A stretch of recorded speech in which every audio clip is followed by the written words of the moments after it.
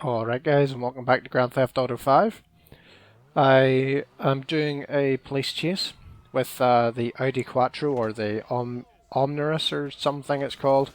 Cunt. You fucking cunt. What the fuck? Oh, fucking pleb. Because I pointed it at him, and he came up and he smacked me with his, and then pulled out a gun and shot me. Which doesn't make any sense, because it's a fucking flashlight. But of course, Grand Theft Auto 5 does not follow conventional rules. But of course, this is the Obey Omnirus or some fucking thing, I can't even say the name. But it's based off of the 1980s Audi Quattro S1 rally car, which raced in numerous Group B rallies throughout the world, and was actually a winner for numerous years consecutively. Of course, the Audi that raced would have came with, like, you know, rally suspension and would have been a lot faster. This thing is incredible. Jesus fucking Christ, move, will you? Fuck! You know, it would have been a lot faster and it would have accelerated from 0 to 60 much quicker than this car. However, this car is still relatively quick, but it does cost $701,000. Which makes absolutely zero fucking sense, considering there are cars that are a quarter of the price and they're much fucking faster.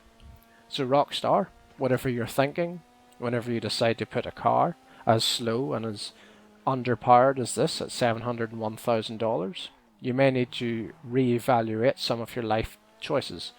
It doesn't make any sense. Your car isn't fast enough, nor does it have enough modification options to actually make it worth $200,000. You can change the exhaust and change the spoiler. That's it. But of course, if you put in cheap cars, then people won't buy your butt fucking shark cards to get the big expensive pieces of shit. You know, because every 13-year-old looks at a $2.5 million GTA 5 car and gets a massive fucking chub over it. Immediately asks their mummy and daddy to buy them a fucking $12 or £12 fucking shark card, and you make money. Even though your DLCs are free. And even though your DLC is usually fucking content that was cut from the game on day one. Dickheads. But, you know, getting back to it, this car, it's not bad.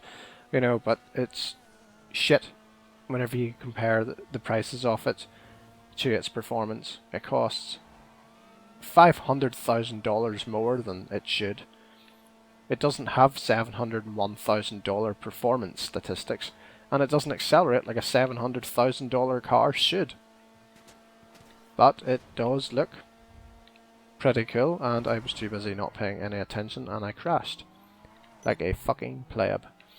However, I would say that it does have good amount of traction. However, you cannot change direction very quickly with this car.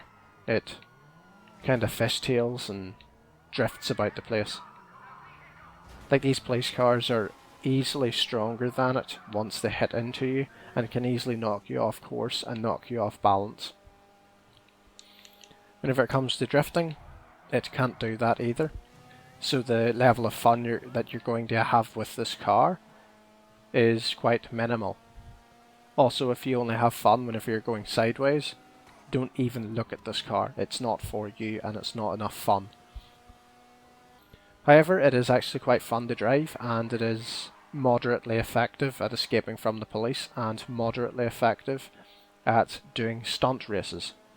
However, every other sports car, or whatever class this thing falls into, is better than it. However, it is better than both of the trophy trucks. It has better handling and better top speed. So, if you are looking for a vehicle that can hold its own off-road, and you also want something that's moderately fast, you will want this over both of the trophy trucks that are available. However, brakes are bad, it can't drift, and it's just not as fun as the $701,000 car should be. But of course, that's all in the name of fun. Apparently. And that is one thing you can have with this car once you get on a tight and twisty road, due to the fact that it does have actually quite good traction, which I did find in that section of road. So that may be the reason why this car does not drift or slide, and that is solely because it has a lot of traction. However, it could do with some of that traction being converted into sideways action, because I do like getting my cars sideways. It's a lot more fun. As I said earlier, changes of direction can be a bit dodgy, but of course if you are weaving about, you have to expect that you will crash. But, due to the fact that it has a short wheelbase, it can get down back alleys at a moment's notice. So if you are almost past an alley, just yank on the e-brake and jam on the brakes. You should get it slowed down to suitable speed, and then turn into the corner, or turn into the alleyway, or wherever you're trying to hide. Looking at this car also, you can tell it is very, very small. It has a very small profile. Doesn't make it hard to hit, unfortunately, but it does make it where you can get into tight spaces and small alleyways. So it does have that aspect going for it. And to be perfectly honest, as this pursuit progresses, I'm having a lot more fun with this car. I don't think you would have been able to hear that, but a Suzuki GSX-R just went past my house and it sounded very, very nice, and it still sounds very, very nice. Oh yes. But getting back to this, and it is starting to kind of dawn on me where this car has some good areas and some bad areas. And to be perfect, oh you stupid fucker. Seriously, you dumb bitch. I'm going to kill you now.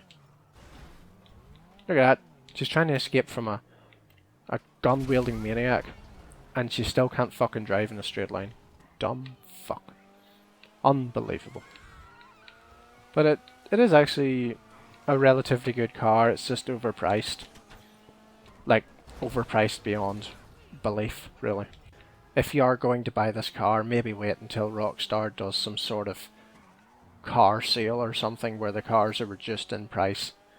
I wouldn't want anyone to be spending $701,000 on this car, because it just isn't worth that much money. Which is unfortunate, because I was really looking forward to seeing this car, and once I did see it in the initial trailer, I actually thought, oh nice, they're finally adding like a $200,000 or $300,000 car into the game. One that everyone will most likely be able to afford at this point in GTA 5 Online's lifespan, and they will be able to have fun in it. And I meant to crash into that big pole because I knew we had lost the police. I totally meant to do that. But in reflecting back on the performance of the pursuit, there are some areas where this car is suitable. However, there are a lot of areas where the performance actually lets this car down.